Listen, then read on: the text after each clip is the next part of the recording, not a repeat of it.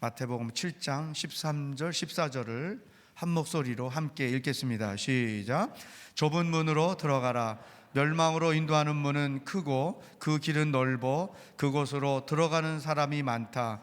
그러나 생명으로 인도하는 문은 좁고 그 길은 험해 그곳을 찾는 사람이 적다. 아멘. 산상수훈을 통해서 우리는 이 땅에서 하늘나라의 삶을 사는 사람들의 모습을 보고 있습니다. 그 말씀 가운데 예수님은 우리에게 어떤 아버지가 계신지를 알려주셨습니다. 우리에게 어떻게 살아야 된다 말씀하기 전에 우리에게 어떤 아버지가 계신가를 말씀하셨습니다. 하늘에 계신 우리 아버지로 시작을 해서 그 아버지는 선인과 악인에게 동일하게 햇빛과 단비를 내려주시는 아버지이십니다. 우리가 기도하기 전에 우리에게 있어야 할 것을 아시는 아버지이십니다. 우리의 마음에 숨겨진 모든 은밀한 동기까지 아시는 아버지이십니다.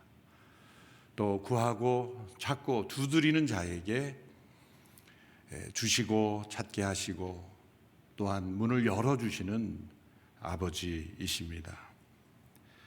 이런 아버지를 모시고 사는 이 아버지의 돌보심 가운데 살아가는 자녀들이 어떻게 이 세상을 살아야 될 것인가? 우리가 이 땅에서 하늘나라의 축복을 누리고 살 수 있는 것은 우리의 의와 노력, 우리의 남다른 능력에 근거한 것이 아니라 우리에게 이러한 아버지가 계시기 때문이다. 공중나는 새를 보라, 들의 백합화를 보라. 그 모든 피조물도 먹이시고 입히시는 하나님께서 바로 나의 아버지시며 우리 아버지이시거늘 하물며 너희일까 보냐. 이 하나님의 완전하신 능력과 지혜와 돌보심 가운데 있는 자녀들에게 우리가 그 아버지를 이 땅에서 아버지로 모시며 살아갈 때 우리가 어떤 삶을 살 수 있을 것인가? 그것은 염려하지 않는 인생, 걱정 없는 인생, 그것은 미래에 대한 준비나 아무 계획 없이 아무렇게나 사는 인생이 아니라 우리의 삶에 최선을 다하는 노력하는 삶을 살지만 내일에 대하여 스스로 염려함으로 하나님께서 아버지께서 해주실 일을 스스로 자기가 할 수 있는 것처럼 그렇게 살아가지 말라는 것입니다.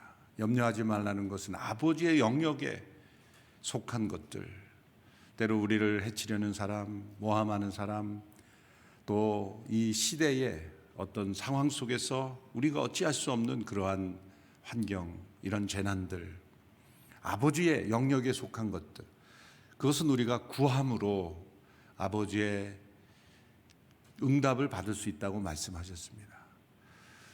염려하지 말고 우리는 구할 수 있는 것입니다. 또 참되게 구하는 사람은 스스로 찾는 것입니다. 또 스스로 찾는 사람은 문을 두드리는 것입니다.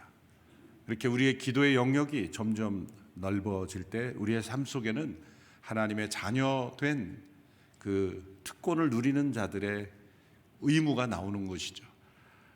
하나님께서는 우리들에게 먼저 언제나 의무만을 강조하지 않습니다.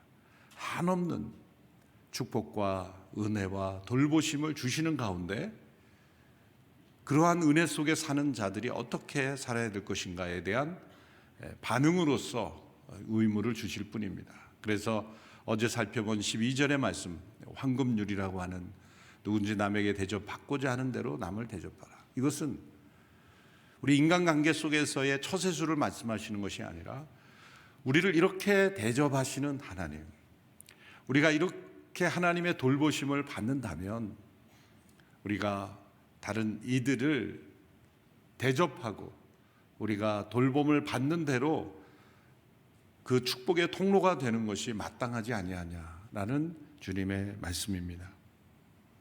이제 13절부터는 이 산상수훈의 결론에 이르게 됩니다. 13절 이하에서 이제 우리가 앞으로 어떻게 살아야 될 것인가에 대한 삶을 두 가지 선택을 우리에게 제시합니다. 그리고 이 두 가지 선택을 세 가지 다른 표현으로 설명합니다. 첫째는 두 개의 문이 있다. 하나는 좁은 문이고 또 하나는 넓은 문이다. 이 두 개의 문 중에 어디로 들어갈 것인가 선택해야 된다. 둘째로 두 개의 나무를 표현합니다. 하나는 좋은 나무요, 또 하나는 나쁜 나무입니다. 좋은 열매를 맺는 나무가 있고 나쁜 열매를 맺는 나무, 어떤 나무가 될 것인가. 셋째, 두 개의 집이 있다. 바위 위의 집은 견고한 집, 어떠한 바람과 풍파에도 견딜 수 있는 집이 있고 모래 위에 세워져서 쉽게 허물어지는 집이 있다. 두 개의 문, 두 개의 나무, 두 개의 집을 통해서 이제 우리가 어떤 선택을 하고 살 것인가. 이런 아버지를 모시고 사는 자녀들의 선택의 길을 두 가지의 선택으로 제시했습니다. 우리 인생에 많은 길이 있는 것 같지만 두 가지의 선택만이 언제나 있을 뿐입니다. 우리에게 많은 복잡한 그러한 어떻게 우리가 선택해야 되지라고 당황할 때 하나님 중심으로 생각하면 하나님께 속한 선택과 사단에게 속한 선택, 하나님이 기뻐하실 것인가 사단이 기뻐할 건가, 이 두 가지 선택 중에 늘 한 가지 길밖에 없는 거죠. 생명에 이르는 길인가 죽음에 이르는 길인가. 신명기 30장 19절에서 20절에서 이미 이스라엘 백성들에게도 이러한 선택의 삶을 말씀하셨죠. 신명기 율법의 모든 말씀을 주신 이후에 마지막 결론 부분에 이런 말씀을 주신 것은 예수님의 산상수훈도 이런 하나님께서 이미 율법 가운데 주신 패턴을 그대로 적용하신 것이라고 볼 수 있습니다. 19절 20절 우리 같이 한 목소리로 함께 읽어보겠습니다. 시작. 오늘 내가 하늘과 땅을 증인으로 삼아 너희 앞에 생명과 죽음, 복과 저주를 두니 생명을 선택해 너희와 너희 자손들이 살고 너희 하나님 여호와를 사랑하고 그분의 음성에 귀 기울이며 그분을 단단히 붙들라. 여호와는 너희 생명이시다. 그분께서 너희 조상 아브라함, 이삭, 야곱에게 주시겠다고 맹세하신 그 땅에서 너희가 살 것이다. 여호와는 너희 생명이시다. 그분을 단단히 붙들라. 우리가 이렇게 40일간의 기간을 정하여 나가는 것은 하나님을 단단히 붙들려는 우리의 간절한 소원입니다. 오늘 본문 13절 14절에서 이제 좁은 문 그리고 크고 넓은 문에 대한 비유이죠. 다시 한번 13절 14절을 읽습니다. 시작. 좁은 문으로 들어가라. 멸망으로 인도하는 문은 크고 그 길은 넓어 그곳으로 들어가는 사람이 많다. 그러나 생명으로 인도하는 문은 좁고 그 길은 험해 찾는 사람이 적다. 좁은 문은 생명으로 인도하는 문이요, 그리고 그 문으로 들어가 걸어가는 길은 험한 길이라 찾는 사람이 적지만 생명으로 인도하는 문이다. 크고 넓은 큰 문을 지나 넓은 길로 가면 들어가는 사람이 많으나 멸망으로 인도하는 문이다. 일단 이 말씀 자체에서 우리가 관찰이 되는 것은 많은 사람들이 가는 곳은 위험한 길일 수 있구나. 이 세상의 대다수가 따르는 길은 한 번쯤은 의심해 보아야 한다. 많은 사람들이 옳다고 생각하는 것을 무심코 따라가서는 안 되겠구나 라는 것입니다. 우리는 늘 이렇게 믿음의 공동체 안에 살기 때문에 믿음의 사람들이 다수인 것처럼 때로 느껴지지만 전 세계적으로 보면 여전히 소수입니다. 믿음의 사람들이. 우리나라 전체로 봐서도 그렇고 퍼센테이지가 우리나라 믿음의 사람들이 뭐 때로는 한때 20%가 됐다 뭐 그렇게 했지만 사실은 10%, 10몇 퍼센트 내외. 또 진짜 뭐 교종만 두는 것이 아니라 진짜 믿음으로 이 주님과 동행하는 성도의 지수를 그렇게 조사한다고 한다면 몇 퍼센트가 될까? 소수입니다. 그 퍼센테이지를 계속 늘려가는 것이 하나님의 뜻이지만 전체적으로 볼 때는 멸망으로 가는 문과 길을 택한 사람이 훨씬 더 많습니다. 그 말씀을 여기에 선택하는 거예요. 기억하십시오. 우리는 언제나 소수의 길을 걷는 것입니다. 그리고 많은 사람들이 따른다고 해서 그 길을 동경하거나 또 내가 무엇인가 잘못된 선택이 아닌가 생각할 필요가 없습니다. 좁은 문으로 들어가라. 예수님께서도 나는 문이다 라고 말씀하셨어요. 요한복음 10장 9절 10절에 나는 문이다. 누구든지 나를 통해 들어오는 사람은 구원을 얻고 들어오고 나가면서 꼴을 얻을 것이다. 도둑은 훔치고 죽이고 멸망시키려고 온다. 예수님께서 나는 문이다 말씀하신 것은 당시에 양을 치는 목자들은 야외에 이렇게 유목민 생활을 하기 때문에 계속 옮겨 다니죠. 어딜 가나 임시 우리를 설치합니다. 때로는 돌, 가시덤불, 나무 토막 이런 것을 모아서 이 양들이 흩어지지 않도록 울타리를 치죠. 근데 이 들어오고 나가고 하는 문은 이게 쉽게 만들 수 있는 게 아니죠.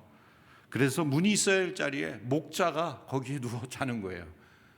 그곳으로 나가면 안 되니까 양들을 지키고 양들의 그 보호자가 되기 위해서 목자 자신이 그냥 목자가 누워 있는 곳이고 문인 거예요.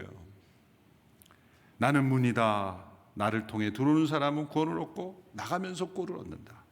그러나 도둑은 훔치고 죽이려고 멸망시키려고 한다. 요한계시록 3장 8절에서도 보라 내가 내 앞에 열린 문을 두었으니 아무도 그 문을 닫을 수가 없다. 열린 문, 예수 그리스도 그분이십니다. 양의 문이시며 열린 문이 되시는 예수님이 바로 이 땅에서 우리에게는 좁은 문이 되십니다. 마지막 새하늘과 새 땅에서 열린 문이 되신 그 예수님께서 바로 이 땅에서 우리에게는 좁은 문이 되십니다. 양의 문, 열린 문 다 이해가 되는데 좁은 문은 잘 이해가 되지 않습니다. 왜냐하면 예수님께서 말씀하실 때 수고하고 무거운 짐진 자들아 다 내게로 오라. 그러면 넓은 문이 되어야 되지 않겠는가. 누구든지 그리스도 안에 있으면 새로운 피조물이라고 하셨으면 넓은 문이 되어야 되지 않겠는가. 왜 좁은 문인가? 몇 가지 이유를 살펴봅니다. 첫째는 우리의 죄 때문에 좁은 문이 되는 것입니다. 예수 그리스도 그분을 통과하여 하나님 나라에 들어가려면 우리의 옛사람은 들어갈 수 없습니다. 우리의 옛사람은 그 문 밖에 두어야 합니다. 예수님께서 좁은 문이 되시는 그 문 입구 안에는 이런 안내문이 붙어 있습니다. 여러분의 옛사람을 문 밖에 두고 오시오. 이 좁은 문은 두 사람이 함께 통과할 수 없습니다. 옛사람과 새사람이 함께 들어갈 수 없습니다. 옛사람은 십자가에 못 박아야 들어갈 수 있기에 좁은 문인 것입니다. 자기를 부인해야 들어갈 수 있고 자기를 부인해야 보이기 때문에 좁은 문인 것입니다. 둘째로 연이어서 예수님만이 유일한 문이기 때문에 좁은 문입니다. 예수님만이 우리가 구원받을 수 있는 유일한 분이라는 이 진리를 사람들은 편견이라 말하고 또 속이 좁다 말하며 배타적이라고 말합니다. 그러나 꼭 예수님만 믿어야 된다라고 그 주장하시는 하나님이 아니라 무엇을 믿건 다 구원받을 수 있다라고 말한다면 그것이 과연 진리일까요? 여러분 모든 수학과 과학에는 공식이 있죠. 그 공식에 뭐 어떤 숫자 하나 더해도 그거는 무너지는 거예요. 과학자들만큼 이 진리가 배타적이라는 것을 잘 아는 사람들이 없어요. 산수의 공식 하나도 더할 수가 없어요. 1 더하기 1은 2죠. 어떤 사람은 왜 3은 안 됩니까? 우겨봐야 안 되는 거예요. 분명한 진리일수록 배타적인 거예요. 다른 답은 없는 거예요. 영적인 진리도 마찬가지입니다. 예수님만이 구원의 유일한 문이시기 때문에 좁은 문인 거예요. 셋째로 모든 사람이 각자 혼자 들어가야 하기 때문에 좁은 문인 거예요. 가족이 함께 갈 수 없어요. 공항 검색대에 가면은 또 이민국 심사를 가보면 한 사람 한 사람 여권을 봐야 되는 거예요. 물론 몇 사람이 하도 결국은 한 사람 한 사람에 봐야지 대표로 한 사람이 해서 들어갈 수 없어요. 천국의 문 앞에서 우리는 한 사람씩만 그 천국의 심사대 앞에 서게 됩니다. 제가 아는 분이 온누리교회 장로님인데요. 이렇게 얘기해봐야 소용이 없어요. 누가 대신 아는 사람이 대신해 줄 수 있는 게 아닙니다. 그래서 좁은 문입니다. 넷째로 가장 급진적인 결단을 요구하기 때문에 좁은 문인 것입니다. 그 문은 영원으로 인도하는 문이기 때문에 이 땅에서 우리가 선택하는 가장 급진적인 결단을 요구합니다.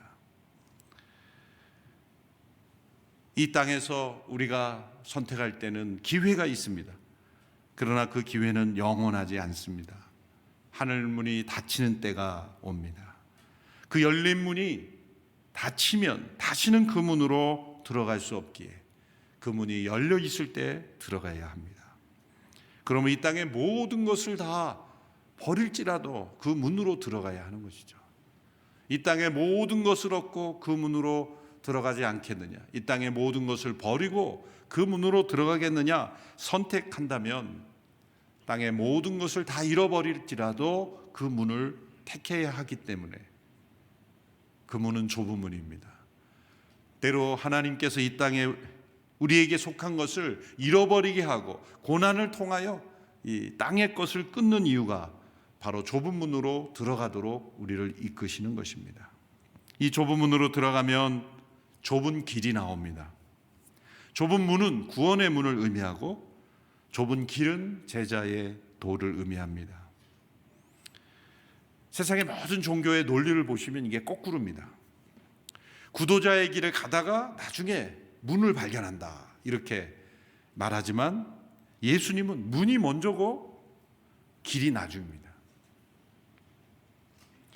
길을 가다가 길을 찾다가 여러 갈래 길을 갔다가 구원의 문을 만나는 게 아니라 우리에게 구원의 문이 되신 양의 문이 되신 예수님을 통해 들어가면 좁은 길로 가는 거예요. 그런데 좁은 길로 쭉 가다 보면 우리는 이미 천국에 와 있음을 알게 된 거예요. 천국의 심사대를 다시 또 우리가 통과해야 되는 게 아니라 이 땅에서 천국의 심사대를 통과하여서 이 땅에서 천국을 살다가 천국을 가는 거예요. 우리는 예수님이 나의 구세주, my savior일 뿐만이 아니라 나의 주님, my lord로 모시며 살아가는 좁은 문. 그래서 예수님께서 제자들에게 자주 사용하셨던 단어가 미워한다라는 단어입니다. 심지어 자신과 가족까지 미워하지 않으면 내 제자가 될 수 없다. 가족을 싫어하고 미워하고 돌보지 말라는 것이 아니라 때로 예수님을 따르는 길에 이해하지 못하고 받아들이지 못하는 주변의 많은 사람들이 볼 때 쟤는 우리보다 우리를 미워하는 것 같아 라고 여길 정도로의 그 사랑과 헌신. 그래서 좁은 길입니다. 넓은 길은 악한 사람과 그리고 사기꾼만이 득실되는 그런 곳만이 아닙니다.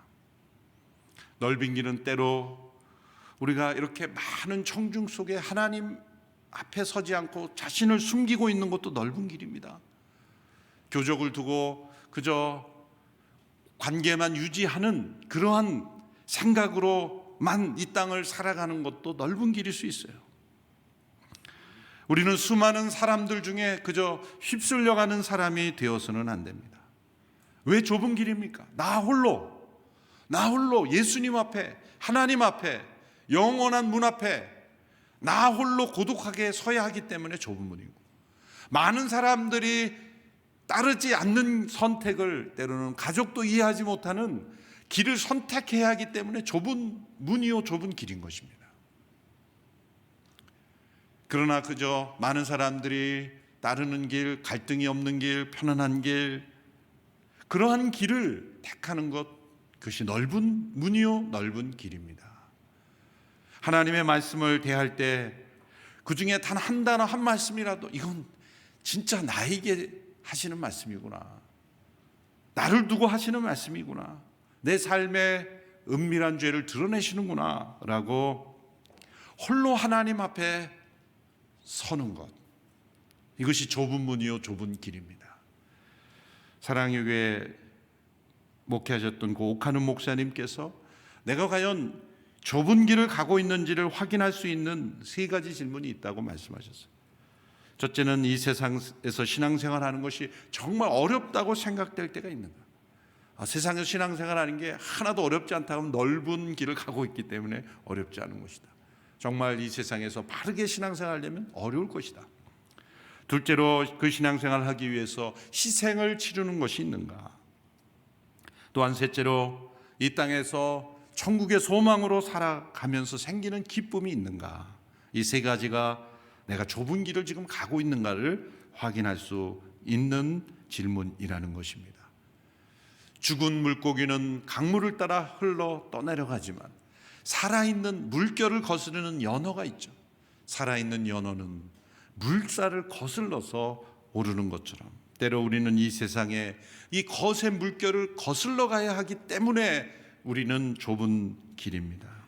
멸망으로 인도하는 길은 넓은 길입니다. 왜냐하면 저찌로 아무런 경계와 제한이 없이 자기 마음대로 가는 길이기 때문에 넓은 길이에요. 자기 고집대로 자기 원하는 대로 갈 수 있고 때로 하나님께서 주신 경계도 넘어서는 것이 넓은 길이로 보는 거예요. 죄란 무엇입니까? 하나님께서 주신 이 경계를 넘어선 겁니다. 요즘 이 시대에 서구를 중심으로 시작된 이 젠더 스트리밍, 남성과 여성이라는 한계를 그냥 넘자 이거예요. 우리 마음대로 그냥 선택하며 살자는 겁니다. 넓은 길을 만들고 싶은 거예요. 또한 그 길은 쉬운 길이기 때문에 넓은 길입니다. 자기를 부인할 필요가 없습니다. 양심의 가책도 느끼지 않고 장애물도 없기 때문에 넓은 길입니다. 자기가 할 수 있는 일을 마음껏 할 수 있기 때문에 넓은 길처럼 보입니다. 그래서 예수님이란 분은 언제나 걸림돌이고 불편하고 거추장스럽고 제동을 거는 존재이기 때문에 예수님 좀 제외하고 내가 일주일에 한 번씩 가서 예배에 나가서 만날 테니까 주중에는 저 찾지 마세요. 그러고 사시는 분들이 있잖아요. 필요하면 제가 찾아 연락 드릴 테니까 먼저 연락하지 마세요. 우리 집에 찾아오시거나 그러지 마세요. 일터에는 더더군다나 사양합니다. 필요하면 제가 가끔 섭섭하지 않게 찾아드리겠습니다. 그런 식의 방식이 넓은 길이죠. 넓은 길이죠.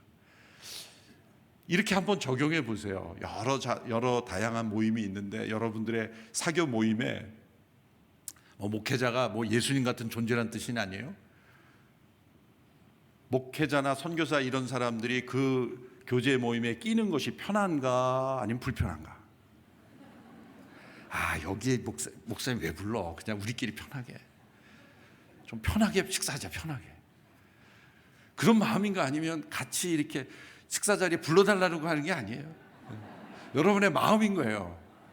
목회자도 또 제대로 못 사는 목회자도 있으니까 그걸 다 목회자를 절대시하는 게 아닌데 예를 들자면 그런 거예요. 그럴 때 여러분의 교제 모임에 목회자가 같이 합석하는 게 편한가 불편한가? 우리끼리 편하게 먹자. 왠지 불편해지는 그런 신방을 이렇게 받고 직장에 목회자가 찾아오는 것이 편한가 아니면 불편한가? 그렇다고 한다면 예수님의 어떤 임재와 동행이 나에게는 걸림돌처럼 여기는가 아니면 디딤돌이 되는가? 그러나 결론적으로 왜 그 길이 넓은 길입니까? 그 길은 내리막길이기 때문입니다. 거듭나지 않은 영혼은 죄의 무거운 짐을 지탱할 힘이 없기 때문에 자연스럽게 내리막길을 가게 돼 있어요. 이 세상은 죄의 무게를 못 이기고 지금 내리막길을 가고 있어요. 지구 전체가 멸망으로 내려가고 있는 겁니다. 인간 자신의 힘으로 내리막길을 거스를 수 없습니다.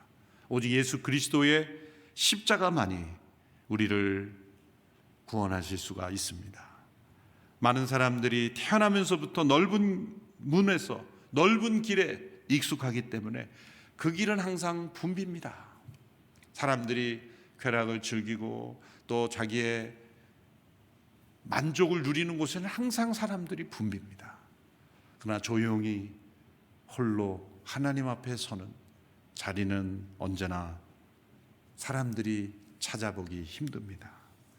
우리가 이 땅에서 좁은 문으로 예수 그리스도를 만났다면 이제 좁은 길로 걸어가는 우리 모두가 되기를 주님의 이름으로 축원합니다.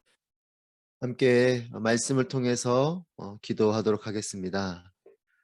경계와 제한 없이 내 마음대로 가는 길, 또 쉬운 길, 또 내리막길인 넓은 길을 택하는 것이 아니라 비록 좁지만 주님과 함께 걷는 길을 선택하도록 성령 하나님 나를 인도하여 주시옵소서. 세상은 넓은 길로 가는 것을 택하고 그것이 옳은 것이라고 말하지만 우리는 진정한 진리의 길, 진정한 생명의 길을 택하는 그런 삶이 될 수 있도록 함께 주님 앞에 기도하며 나아가겠습니다. 기도합니다. 살아계신 아버지 하나님, 경계가 없는, 또 제한이 없는 그런 내 마음대로 가고 싶은 곳을 향해 가는 그런 것이 세상은 옳은 길이요, 또한 그것이 지혜요, 그것이 행복이라고 말하지만 또한 그렇게 쉬운 길을 택하고 내리막길인 넓은 길을 택하는 것을 옳다라고 말하지만 우리는 진정한 진리의 길, 진정한 생명의 길, 진정한 옳은 길을 택하는 주님과 함께 동행하는 그 길을 통하여 나아가는 삶이 될 수 있도록 인도하여 주옵소서. 그 길은 넓은 길이 아닌 좁은 길인 것임을 또한 봅니다. 비록 그 길이 좁은 길일지라도 주님과 함께 걷는 길이기 때문에 우리에게는 옳은 길이요, 주님과 함께 걷는 길이기 때문에 우리에게 생명의 길이요, 주님과 함께 걷는 길이기 때문에 그 길을 통하여 우리는 진정한 자유와 진정한 축복과 진정한 행복을 누리게 될 것을 믿습니다. 하나님, 우리가 온전히 하나님과 동행하는 때로는 거센 저항이 있을지라도 어려움이 있을지라도 주님과 함께 나아가는 좁은 길을 통해서 진정한 하늘의 삶을 살아내는 우리 모두가 될 수 있도록 은혜를 베풀어 주시옵소서. 거룩한 선택을 하게 해주시고 그 길을 통하여서 주님과 함께 은혜로 나아가는 기쁨과 자유로 나아가는 우리 모두가 될 수 있도록 인도하여 주시옵소서.